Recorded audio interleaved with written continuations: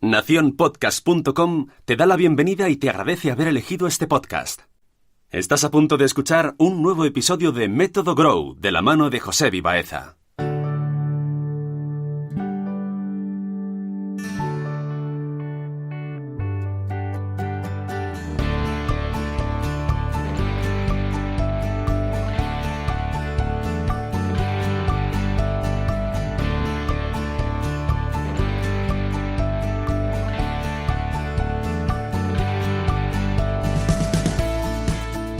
Hola familia, bienvenidos, bienvenidas a un nuevo episodio de Método Grow, un podcast distendido sobre coaching educativo, psicología y sexualidad, perteneciente a la red Nación Podcast. Soy Josebi Baeza del Centro Baeza de Formación y Desarrollo Personal. Acomódate y cuando quieras, empezamos. Este es el episodio 51 y hoy hablaremos brevemente del origen del mito de Santa Claus y de cuándo empezó a dársele estatus de realidad.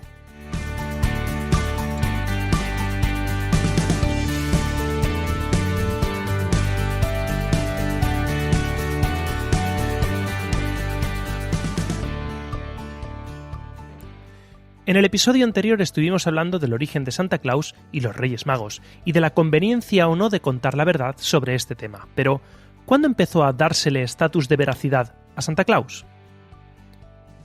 Si hacemos un poco de memoria, o mejor, si volvéis a escuchar el episodio 50, recordaremos que Santa Claus es una mala traducción tanto del nombre como del mito del Sinterklaas holandés que se produjo en el siglo XIX, pero por aquel entonces era solo una figura de cuento, de un poema. En un momento dado, el afable gordito y barbudo que traía regalos dio el salto de la ficción a la realidad y los adultos empezaron a difundir entre los niños la idea de que existía de verdad.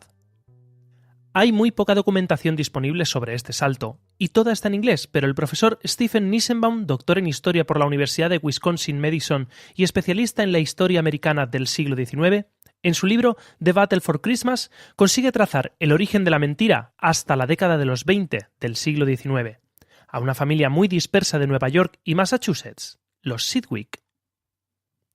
En 1823, Clement Clarke Moore, si recordamos, publicó su poema A Visit from St. Nicholas, que da forma al mito de Santa Claus, y el profesor Nissenbaum encuentra una carta escrita en 1827 por Robert Sidgwick y su esposa Eliza, dirigida a sus dispersos familiares contando que este año han colgado calcetines en su chimenea para que Santa Claus les traiga regalos a sus hijos.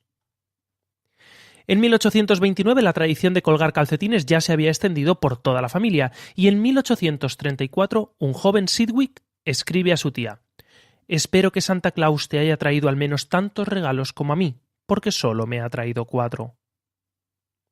En 1841 aparece la primera representación de Santa Claus como motivo publicitario en forma de muñeco a tamaño real en una tienda de caramelos de Filadelfia, y un diario se hace eco de este hecho escribiendo: «Es tan real que ningún niño se atreverá a decir que fueron sus padres quienes llenaron de juguetes los calcetines, en vez de Kris Kringle». Otra forma de llamar a Santa Claus. Además añadía: «Si esta persona existiera, se fijaría de forma permanente en sus mentes». Ocurrió un fenómeno curioso, y es que tenemos la sensación de que la figura de Santa Claus, tal y como la describe Moore en su poema, ha existido desde el origen de los tiempos, cuando en realidad no tiene ni 200 años.